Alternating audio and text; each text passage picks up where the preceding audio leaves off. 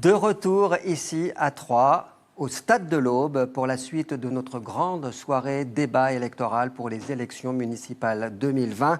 Place à notre troisième et dernier débat à Langres. Là encore, le résultat est indécis et la campagne est très intéressante. À mes côtés pour animer ce débat, Nicolas Corté, journaliste au Journal de Haute-Marne. Bonjour. Bonsoir. Nicolas, 5 listes sont sur la ligne de départ. Oui.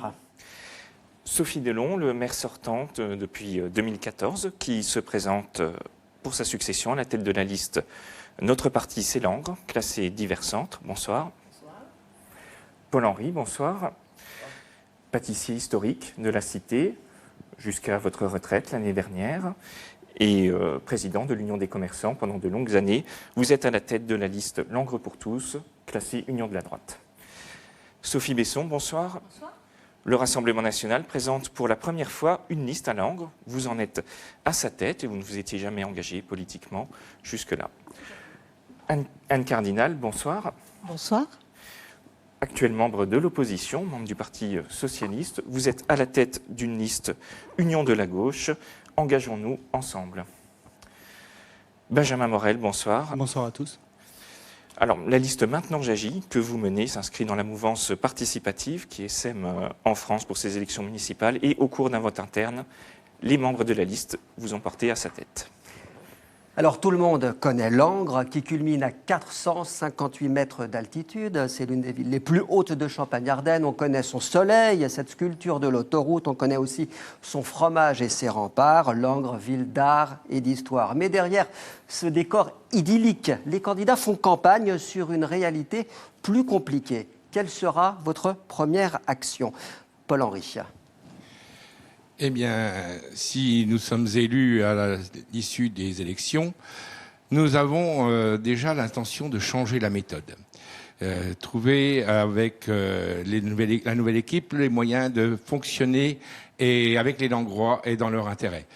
Et il y a un certain nombre de dossiers qu'il va falloir réouvrir, que ce soit le dossier du collège, que ce soit le dossier des ordures ménagères et leur ramassage, et aussi également le dossier de la circulation qui a perturbé la ville pendant toutes les années qui viennent de s'écouler. Donc, nous avons énormément de travail et chaque chose va être prise à bras-le-corps pour pouvoir remettre un petit peu d'ordre et de la méthode. Même question, Benjamin Morel. Votre première action, si vous êtes élu? Notre action se passera en 2 temps. La première, elle est simple, elle est rapide, c'est améliorer le quotidien des Langrois. De ce qu'ils nous ont rapporté tout au long des consultations que nous avons faites pendant nos 6 mois de campagne. Nous sommes partis il y a longtemps et nous avons même implanté un local au centre de la ville. Les préoccupations des habitants, c'était la propreté de la ville, c'était reverdir une ville qui est très très minérale, c'est remettre des transports doux, emmener des solutions, par exemple par des vélos électriques, puisque la ville est aussi assez accidentée, donc il faudrait des vélos électriques. Il faut également de la gratuité des transports, et puis il faut arrêter les débats stériles et se mettre à travailler tous ensemble. Sophie Delon, vous êtes la maire sortante. Qu'est-ce que vous avez envie de faire encore pendant ces 6 années supplémentaires? Alors, je rebondis sur les propos, là, le mot travail. C'est bien ça qui attend les élus au moment de l'élection, c'est de se mettre au travail. Le budget attend les élus, les arbitrages à faire, et là qui vont être un petit peu retardés avec les élections. Donc les lendemains de l'élection, c'est déjà travailler sur le budget de l'année 2020. Arbitrer, je l'ai dit, sur le tissu associatif qui attend. Le budget, ça ne fait pas rêver comme proposition. Non, oui, mais je suis un peu toujours dans la réalité, c'est peut-être ce qui me caractérise. Et voilà, c'est vraiment des réalités, c'est ça qui attend les élus au lendemain de l'élection. Anne Cardinal, même question. Alors nous, on travaille depuis le mois de juillet, notre groupe Engageons-nous ensemble. Nous avons établi notre programme et comme nous ne voulons pas travailler tout seul dans notre coin, nous l'avons soumis donc à la population. Et nous avons fait donc une enquête auprès des Langrois et des Corléens. Et cette enquête a révélé qu'il y avait vraiment 2 sujets qui étaient très importants pour les Langrois et les Corléens. C'est tout d'abord le problème des déchets ménagers. Et ensuite, tout ce qui concerne la santé, c'est l'un de leurs sujets qui les préoccupe vraiment. Après, on pourra parler du collège et de bien d'autres sujets, bien sûr. Absolument. Pour terminer ce premier tour de table, Sophie Besson, votre priorité? Bon, alors naturellement, moi je ne suis pas d'accord avec Sophie Delon. Je pense qu'il faut plutôt être à l'écoute des habitants. Je pense que ce qu'ils réclament, surtout intramuros, c'est de remettre le plan de circulation tel qu'il était avant. Bon, c'est quelque chose que je ferai en instaurant un comité de pilotage aussi plus global hein, sur les animations, le marché en centre-ville pour dynamiser ce centre-ville qui a quand même beaucoup souffert dans la mandature. Donc voilà, le but, c'est de satisfaire cette demande d'accessibilité au centre-ville des Langrois. Voilà, le décor est posé. On va maintenant rentrer dans le détail, dans cette histoire de cadre de vie. Il y a le collège qui nous rattrape pour l'actualité. Oui, Madame Delon, hier, le président du conseil départemental, Nicolas Lacroix, est venu signer l'acte d'achat pour le futur collège unique. Alors ça a surpris à 5 jours à peine du premier tour et ça a été critiqué. Pourquoi le faire maintenant alors que le débat est posé dans la campagne? Alors, le débat est posé dans la campagne, ça peut surprendre, parce que d'abord j'ai en face de moi une conseillère départementale qui n'est pas sans savoir tout le travail qui a été fait au département, j'imagine. C'est un projet du département et ça s'inscrit dans un travail qui dure depuis 2 ans avec l'éducation nationale. Donc le débat, si vous voulez, démocratique a eu lieu. Les délibérations ont été votées par les assemblées. Donc, si vous voulez, le département, par la voix de son président qui s'est déplacé hier à Langres, il a, d'ailleurs aux journalistes que vous êtes, en tout cas à votre collègue, il a déroulé le calendrier qui était le sien. Oui. Et cette signature, elle vient dans ce calendrier. Quelques jours plus tard, il a rendez-vous avec l'éducation nationale, un comité de pilotage. Mais, voilà. mais les Donc Langrois, pourquoi eux, un n'ont pas été processus invités à qui s'exprimer. dure depuis 2 ans, finalement, devrait s'interrompre? Vous savez qu'on a déjà perdu, je dirais, enfin je parle peut-être que Madame Cardinal Madame pourra Cardinal, apporter. oui. Non, je termine. Mais l'étude de flux, vous savez, qui était quand même une précaution que nous avons prise, la communauté de communes, la ville et le département. Il y avait quand même une inquiétude et des choses à vérifier au préalable. C'était que tous ces flux dans la grande citadelle, qu'il n'y ait pas de mauvaises surprises une fois que tout ça était en flux. Alors, on va cette étude, rappeler. elle a un petit peu fait retarder le projet. Pourquoi le retarder encore de quelques mois? On va rappeler qu'il y a 2 collèges à Langres et donc on va en faire un seul. Madame Cardinal, vous êtes fondamentalement contre. Pour quelle raison? Fondamentalement contre. Alors déjà, en Haute-Marne, c'est seulement à Langres où il y a une fusion de collèges. D'accord? Déjà, pour reposer les choses. Autrement, les autres collèges sur l'ensemble de la Haute-Marne, à part un, ont été refaits in situ. Donc, pourquoi Langres qui fait le test d'une fusion de collèges? Première question. Deuxième question. Ensuite, en 2017, il y a quand même eu une étude qui a été réalisée par le conseil départemental pour la réfection du collège des franchises. Cette étude a coûté 30 000 €. Ensuite, il y a eu un changement de président au conseil départemental qui a fait que ce dossier n'a pas avancé dans cette lignée, puisque M. Sido voulait attendre justement encore un petit peu. Donc là, précipitamment, pour un problème d'orgueil, on signe une délibération qui Problème a été d'orgueil de qui? du président du conseil départemental, il ne faut pas l'oublier, et parce que cette décision, elle a été actée en juillet. Et comme par hasard, on signe 4 jours avant le premier tour des élections municipales. Donc cette Pour vous, fusion c'est de une collèges... immixtion dans la campagne de la part de M. Lacroix. Oui. Donc, mais sur les arguments de la non-fusion quand même des collèges et de maintenir nos collèges, en particulier de refaire déjà les travaux du collège des franchises. C'est un établissement, les 2 établissements ont 750 élèves. Le projet, c'est un établissement de 600 élèves. Donc ça veut dire qu'on va perdre 150 élèves. Ces 150 élèves, ils vont aller où? Sur Protois, qui est surdimensionné en tant que collège, sur Chalindray. Quand on a une politique où on veut faire revenir des habitants sur la ville de Langres, ce n'est pas en diminuant le capacitaire des collèges qu'on va permettre à des familles de venir. Paul-Henri, est-ce qu'on peut revenir en arrière sur cette fusion des collèges? Revenir en arrière, c'est compliqué, mais ce n'est pas impossible. Aujourd'hui, on se rend compte dans ce débat que la décision a été prise uniquement de façon technocratique. Elle n'a absolument pas été démocratique. Et les Langrois n'ont pas été consultés. Je n'ai vu personne à Langres qui soit partisan, justement, de cette fusion des collèges, de ces déménagements des 2 collèges. Il y a des améliorations à faire. Il y a des choses à faire pour que les élèves, les enseignants et que toute la population s'y retrouve. Et nous sommes persuadés que l'implantation au niveau de la citadelle n'est pas le bon choix. Et donc, dès l'élection, nous allons renégocier avec le président du conseil départemental, c'est quand même l'organisme financeur, hein, pour pouvoir lui faire entendre que d'autres choix peuvent être faits. Benjamin Morel, vous êtes sur quelle ligne, vous, concernant le collège? On va finir ce tour de table sur ce sujet. Bien sûr. Voilà 20 ans, le conseil départemental a engagé des rénovations des collèges dans tout le département. Et les municipalités successives à Langres n'ont pas réussi à s'entendre pour accepter ces projets de rénovation. Et aujourd'hui, on se retrouve un peu dans une impasse où le conseil départemental a décidé de siffler la fin du bal, de siffler la fin du match. Et nous, on ne va pas revenir en arrière, on ne va pas encore reporter le projet pendant 20 ans, on ne va pas encore dépenser des finances des Langrois pour des projets qui éventuellement ne se feront pas, puisque le partenariat avec le conseil départemental pourrait être rompu, la confiance pourrait être rompue.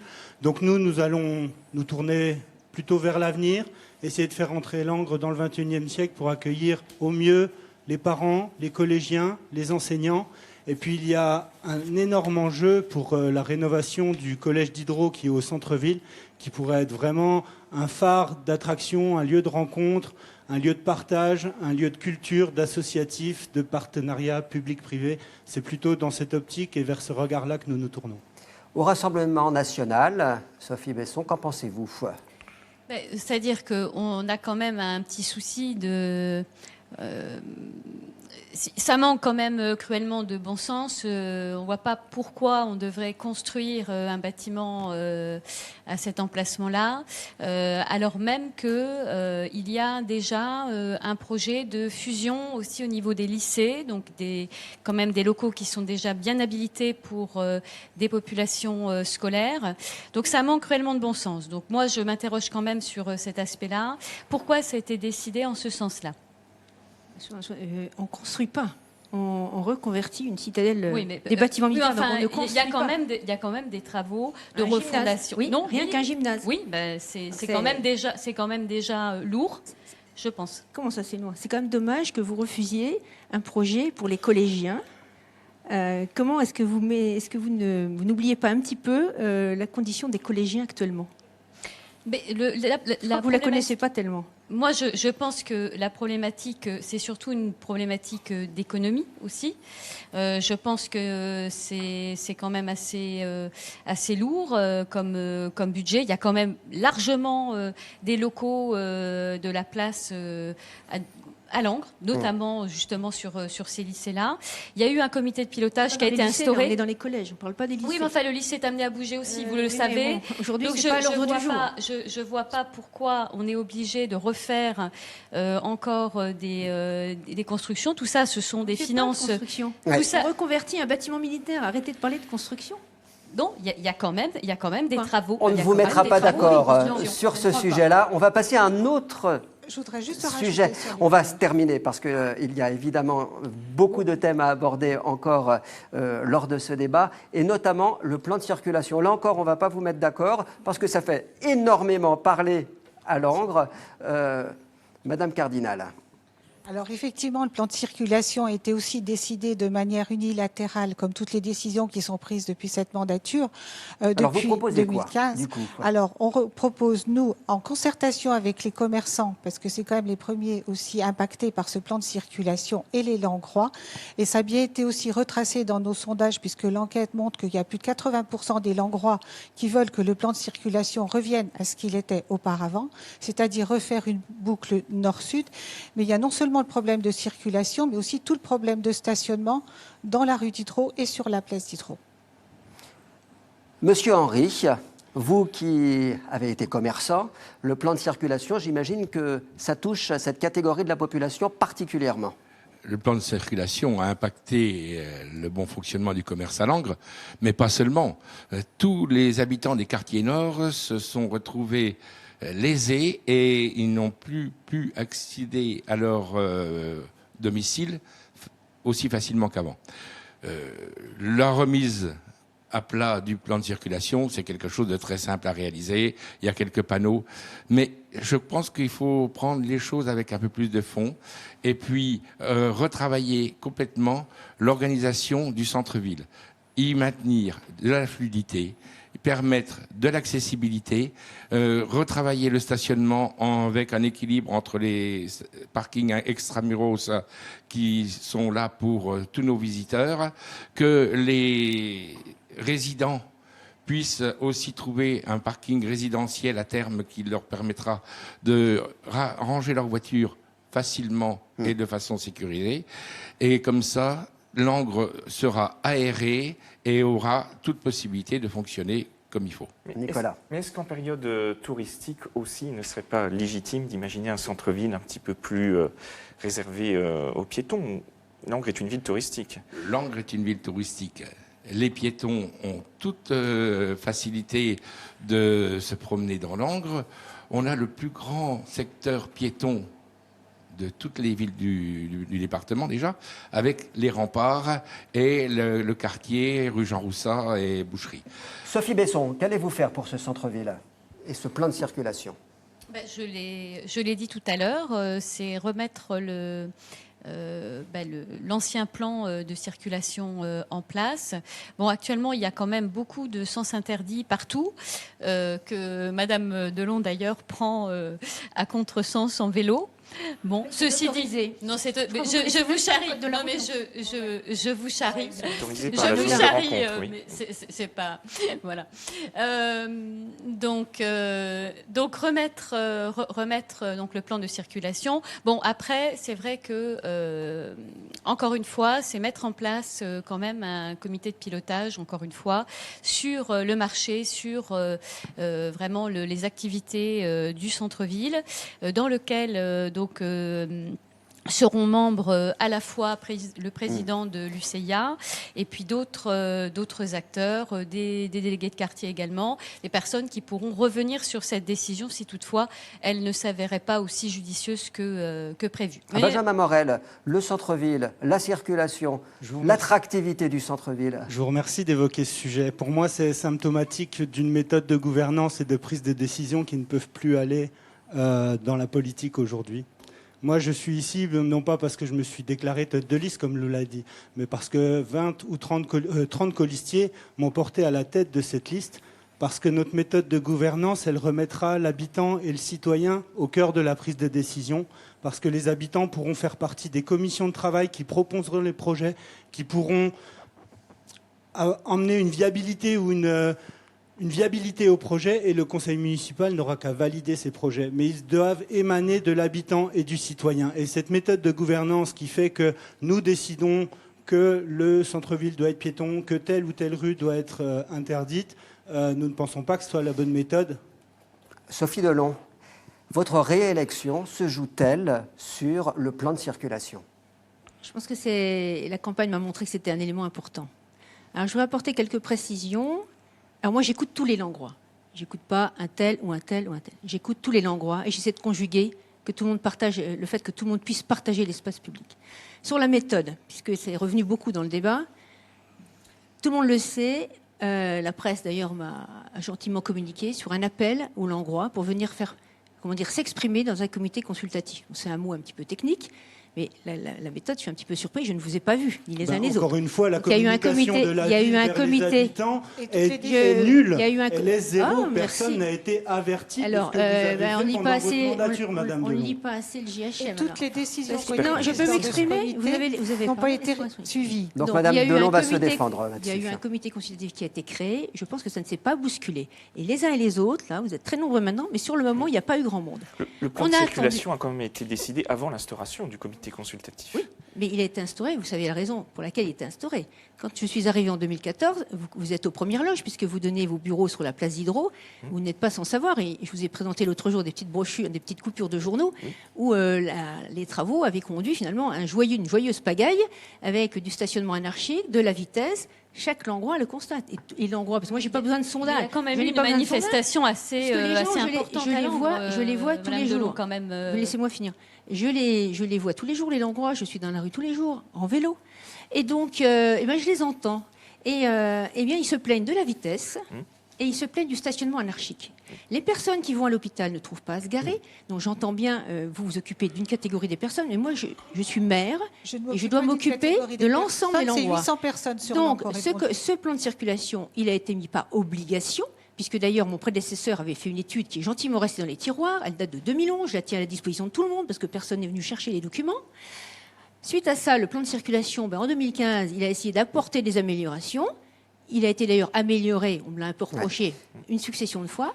Le sens nord-sud a été rétabli, mais effectivement, quand on change une rue, ça a des conséquences sur l'ensemble du fonctionnement de la ville. Vous êtes très en avance sur Voilà. le temps de parole. Donc j'attends les propositions.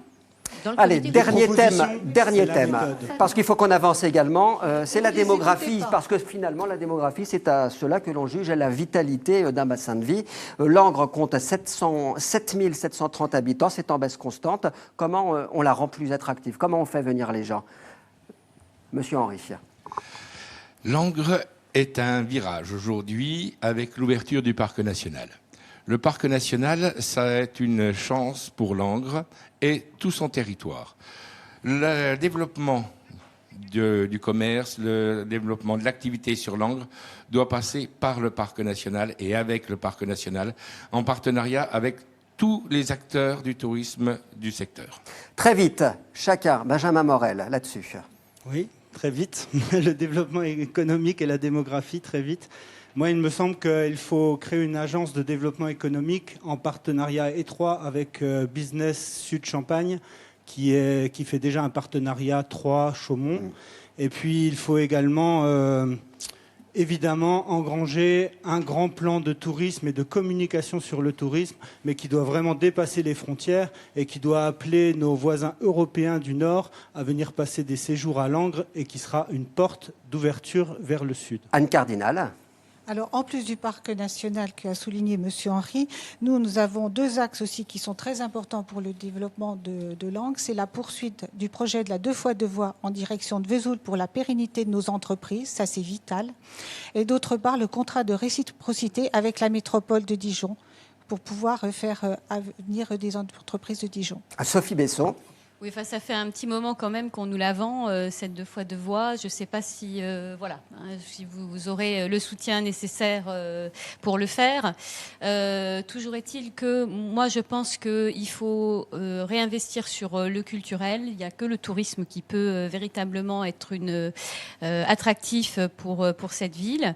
Donc, ça passe par de l'événementiel. Le système est un petit peu, peut-être un petit peu long à expliquer là.